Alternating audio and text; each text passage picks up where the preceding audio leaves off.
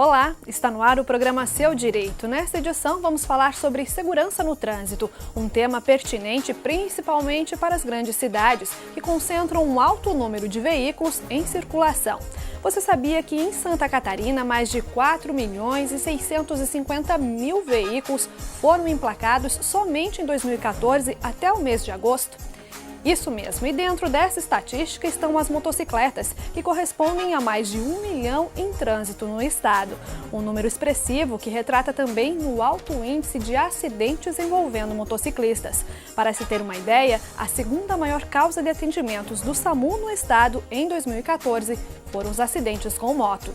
O problema deixou em alerta a Assembleia Legislativa de Santa Catarina, que aprovou a lei estadual que cria a Semana da Segurança do Motociclista, aprovada com o objetivo de diminuir a violência no trânsito a partir da conscientização dos condutores. Os detalhes da legislação você acompanha a partir de agora. Fique com a gente, o programa Seu Direito já está no ar.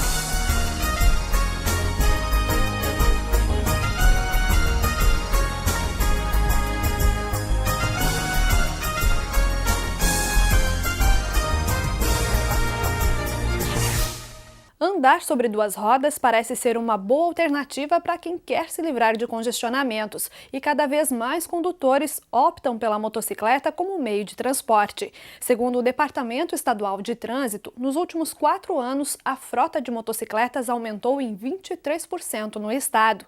Junto com o alto índice de motos em circulação, veio o aumento no número de acidentes envolvendo motociclistas. E o mais grave é que, em muitos casos, eles acabam em morte ou deixam sequelas para o resto da vida.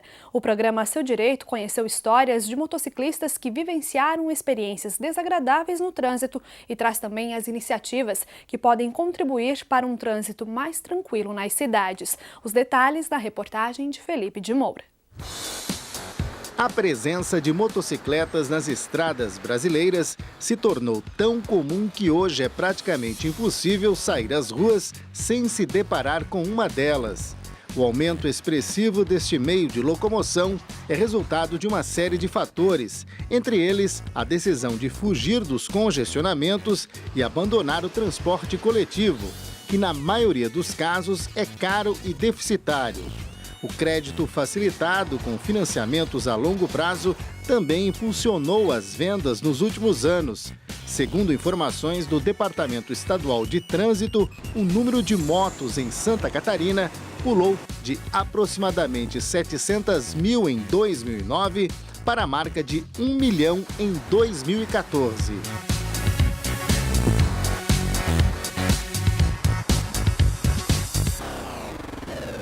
Boa parte de quem usa a moto faz dela um instrumento de trabalho. Na Grande Florianópolis, por exemplo, são centenas de profissionais trabalhando como motoboys. A Grande Florianópolis, dentro dos 22 municípios da Grande Florianópolis, a gente tem aproximadamente 2.500 profissionais. Cada profissional desse faz, em média, 10 serviços por dia, o que dá 25 mil serviços por dia feitos por esses profissionais. Então, além de gerar emprego e fazer os negócios acontecerem dentro da cidade, ele tira carro das ruas, e que hoje é um grande problema. Então, hoje, sem se fazer muito esforço, com todos os problemas que a categoria tem, a gente ainda consegue tirar 25 mil carros da rua. Se motoboy parasse hoje, o trânsito seria muito pior.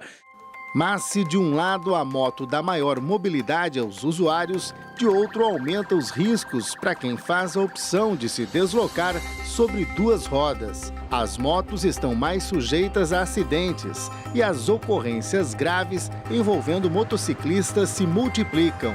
O trânsito tem que ter atenção, né?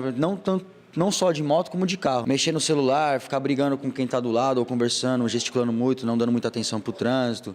Esse tipo de coisa, comer, beber durante o trajeto, dirigindo no carro, eu digo, isso atrapalha bastante. Eu acho que a falta de atenção do motorista, o conforto do carro, a distração do celular e até mesmo os motoqueiros devem ter muito mais atenção, prever e procurar fazer o mais tranquilo possível, né? Porque não dá para estar pondo a vida em risco todos os dias, dessa forma que não vai ser bom para ninguém. Dados do Ministério da Saúde indicam que a cada ano, mais de 40 mil pessoas morrem no país vítimas de acidentes de moto. Com o objetivo de reduzir o número de acidentes, o Parlamento catarinense aprovou uma lei que instituiu a última semana do mês de julho como a Semana da Segurança do Motociclista no estado de Santa Catarina. A lei prevê a realização de campanhas educativas voltadas à pilotagem segura, combate ao uso de álcool, fiscalização intensiva e utilização de equipamentos de segurança. A legislação aprovada pelos deputados visa também a conscientização dos riscos e dos limites da utilização da motocicleta nas estradas catarinenses. Todo o esforço é no sentido de evitar situações como a vivida por Edilson. Morador de Florianópolis, ele retornava para casa de moto quando sofreu um grave acidente que o afastou do trabalho por vários meses. Eu estava indo na SC401 ali na média de 1h da manhã. A SC estava praticamente vazia e de repente eu vi que vinha um carro na pista esquerda, na faixa esquerda, e eu estava na direita, na lenta, e veio um motoqueiro que foi ultrapassar o táxi que vinha vindo, no caso. Depois esse taxista foi me socorrer, né?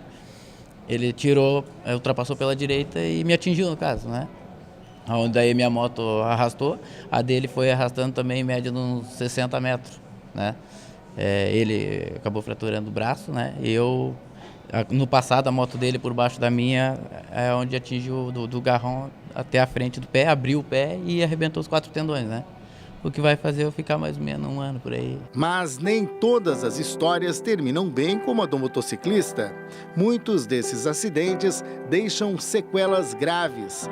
Cláudia, que trabalhava como socorrista do SAMU, convivia diariamente com cenas de acidentes, até se envolver em um quando voltava para casa. A imprudência de um outro condutor deixou a jovem numa cadeira de rodas. Foi muito impactante, né? Porque é uma coisa que a gente não espera. Eu lidava com um acidente de trânsito todos os dias, motoqueiros, sabe, vítimas de trânsito por colisões bobas, assim, né? Situações de acidente que a gente olha com minutos de segundo de descuido, acarreta, né? Em situações que comprometem a vida daquela pessoa, a vida dos familiares, todos que estão à volta. Então, eu trabalhava como socorrista, e de repente acordei na UTI, no hospital, com um quadro de tetraplegia, não mexia os braços, as pernas, só a cabeça, movimento dos olhos. E foi bem impactante, porque eu pensei, meu Deus, toda aquela experiência que eu tinha dentro do atendimento pré-hospitalar, toda a experiência que eu tinha durante a minha vida no lado profissional, que foi sempre trabalhar na área do trânsito, como motorista de táxi, de ônibus e, enfim, no SAMU, não me valeu de nada por conta da responsabilidade de outros, assim, sabe? Além das perdas e traumas sofridos pelas vítimas, os acidentes com moto geram também um custo social para o sistema de saúde. Em 2014, o Hospital Celso Ramos, na capital, por exemplo, bateu o recorde de cirurgias ortopédicas. Só no mês de julho, foram mais de 400 procedimentos relacionados a acidentes com motocicletas. As motos estão no topo das estatísticas dos acidentes automobilísticos na grande Florianópolis. Costumo dizer que nós vivemos hoje uma grande epidemia, né? Uma grande epidemia que é o acidente de motos. É uma epidemia cujo a prevenção não está dentro da saúde. Nós só tratamos a consequência do problema. Uma grande educação, vem as questões de mobilidade pública, tem as questões do treinamento dessas pessoas. Então acho que a única vacina que tem, além da verificação das nossas estradas e das condições, eu acho que é a educação do próprio motociclista, né? Essa prevenção precisa ser feita urgente porque a demanda continua aumentando. Reverter esse quadro depende da conscientização não só dos motociclistas, mas de todos que dividem e fazem parte do trânsito.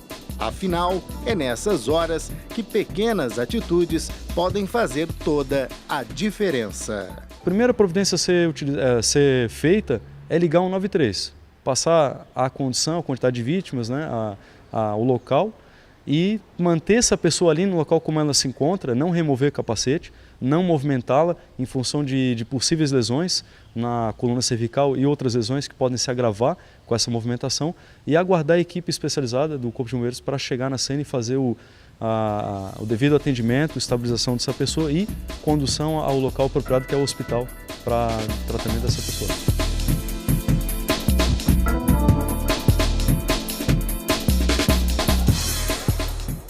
Não saia daí, no próximo bloco o programa Seu Direito traz mais detalhes sobre a lei que cria a Semana da Segurança do Motociclista, comemorada no estado na última semana de julho.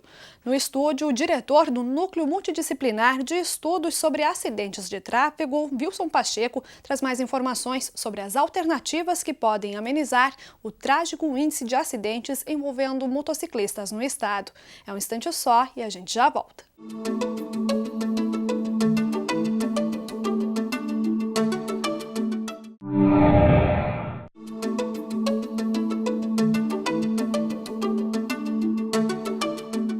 O programa Seu Direito de hoje apresenta a lei estadual que cria a Semana da Segurança do Motociclista, comemorada na última semana de julho e que prevê uma série de ações e campanhas de conscientização de condutores.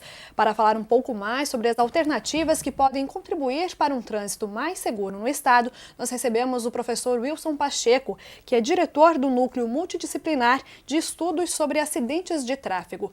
Professor, muito obrigada pela sua participação no nosso programa. E começo perguntando para o senhor como que nós vamos preparar as nossas cidades para esse aumento gigantesco na frota de veículos. As cidades cresceram e, especificamente, se tratando da nossa capital, no nosso estado, as cidades foram crescendo sem um planejamento, né? Quando Portugal teve o grande terremoto que destruiu Lisboa, uma das avenidas reconstruídas pelo Marquês de Pombal, perguntaram para ele por que uma avenida com 8, 10 pistas, uma coisa exorbitante sobrando. Ele disse: um dia será pequena. E antes que ela seja pequena, ela já tem espaço para que se possa trafegar à vontade nela. E isso nunca foi feito aqui. Nós temos na cidade vias públicas em que um carro pequeno já passa com dificuldade. Imagina um ônibus, transporte coletivo. Nós temos transportes coletivos de tamanho grande que inclusive dificultam a questão da sinalização. Eu tenho chamado muito atenção para essa questão da sinalização de trânsito. Nossa, que ela é muito ruim no sentido de visualizar. Se eu estou procurando um endereço e esse endereço é por nome de rua, qualquer veículo um pouquinho maior que vá na minha frente, ele me atrapalha. E o que acontece? Nós somos mal educados no trânsito. Nós somos mal educados no trânsito como um todo, tanto quanto quando nós estamos dirigindo, como quando nós estamos como pedestres, né? Eu digo que nós não temos uma boa formação, isso eu digo sempre. Eu gostaria de fazer uma pesquisa avaliando motoristas e motociclistas, avaliando dentro de um critério científico prático, porque o fato é que a gente sabe que a teoria o indivíduo decora e guarda e acaba absorvendo com o próprio uso, mas a prática não. A prática, ele faz um curso de formação, ele acaba sendo aprovado, ele pega a sua carteira e, pasme, ele está apto para sair daqui e ir até Belém do Pará dirigindo, se não for para o exterior. Não é verdade? E aí a gente encontra o indivíduo que não sabe andar em faixa dupla, o indivíduo que não coloca a seta para entrar para lá ou para cá, o indivíduo que diminui velocidade repentinamente só no freio motor, sem dar sinalização de frenagem, e o que vem atrás bate na traseira.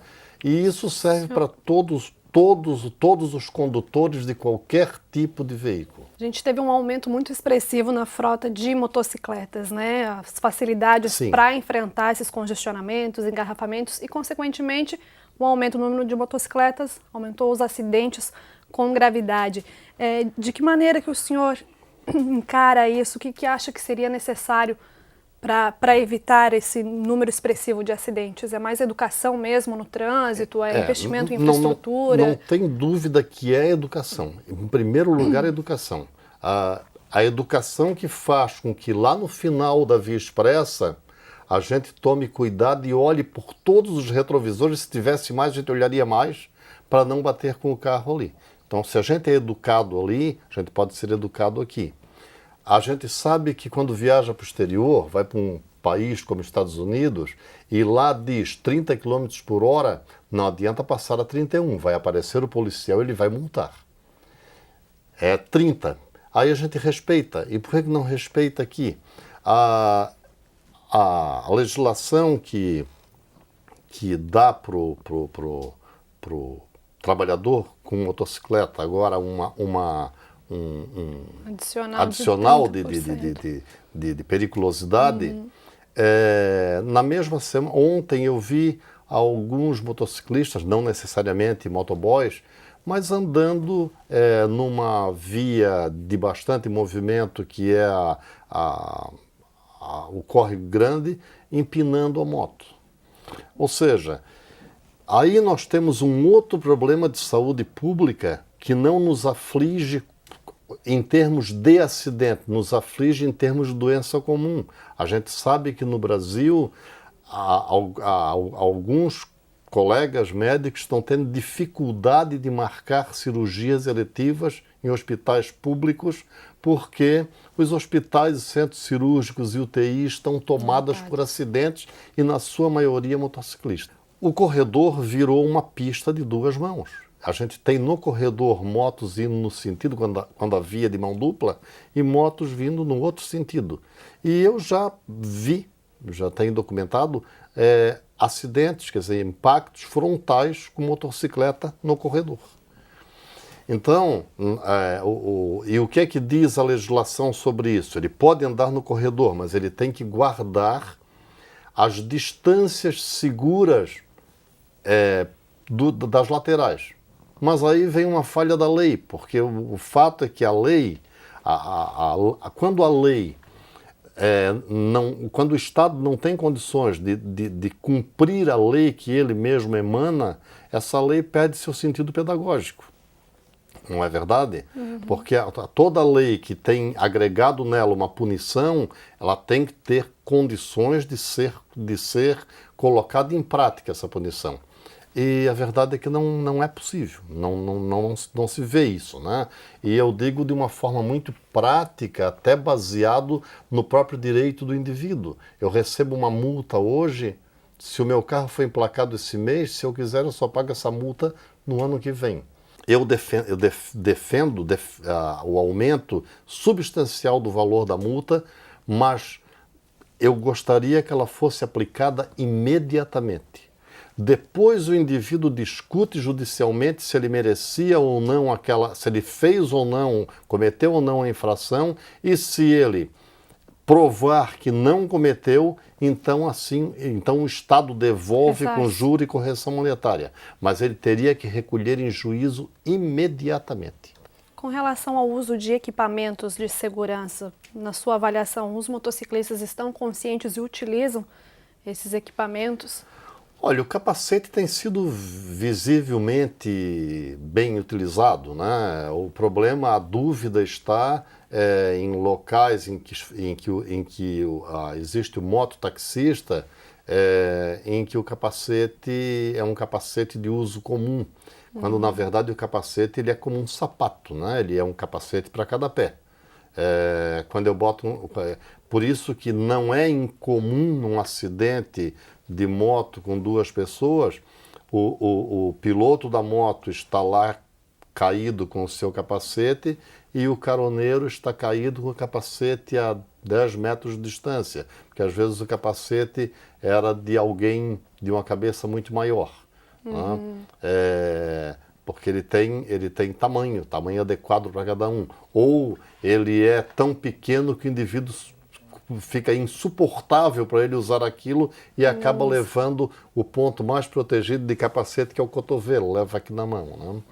Mas, de qualquer maneira, a moto no Brasil, depois do que eu vi na Índia, a gente pode dizer que ela ainda é comportada, porque eu vi pai, mãe, 2 filhos numa moto, ninguém de capacete. Ninguém de capacete. Ainda bem que esse hábito aqui mudou, pelo menos. Mas eles respeitam muito a buzina. A buzina é um negócio interessante. Eles têm aí é que está, é a questão da educação. A buzinou, afasta, se para, diminui, e nós não temos. Uma coisa altamente desrespeitada no trânsito brasileiro é a sinaleira. A gente dá sinaleira que precisa. Ora, se eu dou sinaleira que eu tenho que pegar a direita, é porque eu preciso pegar a direita ali. O indivíduo que vem atrás de mim, na outra pista, dá a impressão que ele tem o prazer, inclusive, de acelerar para não permitir. Ele tem a impressão que eu vou ocupar o lugar, o que acontece algumas vezes, né? E na rodovia isso é comuníssimo. A gente deixa a distância regulamentar, outro vem e ocupa aquele lugar. Então, chega um momento tal que poderia acontecer a perfeição cinemática de a gente andar de ré. Porque vai deixando espaço, um entra, vai deixando espaço, um entra. Chegaria à perfeição, né, cinemática de andar de ré numa rodovia. Então, às vezes acontece isso, talvez por isso também que as pessoas não deixam. Ou seja, cai naquilo que a gente está falando, educação. Para finalizar, como a educação aparece como um grande problema nessa questão, né, de segurança no trânsito, o senhor considera importante a educação para o trânsito nas escolas, para a gente já educar as futuras gerações? Desde o jardim de infância. Tira as aulas de religião e coloca 2 coisas, eu diria hoje 3 coisas importantíssimas. Eu diria que a gente precisa ter educação no trânsito desde do bebê, porque a criança, o uso do cinto de segurança se deu muito pelo filho dizer para o pai, bota o cinto, porque ele via propaganda na televisão e passou a fazer isso. A segunda coisa importante, né, para utilizar para a criança desde pequena é a questão de que o trânsito mata. E mata tanto ele dirigindo, quanto ele como pedestre. E a terceira coisa que eu acho importante, e dentro dessa questão do trânsito mata, precisaria ser ensinado na escola, desde o jardim de infância, as técnicas de socorro. Espera, aí vai me perguntar, mas uma criança de 3 aninhos lá vai aprender primeiros socorros? Não, ele vai aprender a chamar a mãe que está caída e chamar o vizinho, chamar o pai que está no outro quarto, chamar o irmão mais velho. E conforme vai passando a idade, ele vai chamando outras coisas. Exatamente. E a terceira coisa importante que precisaria ser ensinado na escola, nós precisamos com urgência de que retorne uma coisa chamada. Eu chamaria com um nome diferente por causa do estigma que se tem dessas disciplinas. Eu chamaria de política e cidadania. Um misto entre o SPB, a Organização Social e Política do Brasil, e Educação Moral e Cívica. Professor, muito obrigada pelas suas informações. O programa Seu Direito fica por aqui. Eu espero você na próxima edição. Até lá!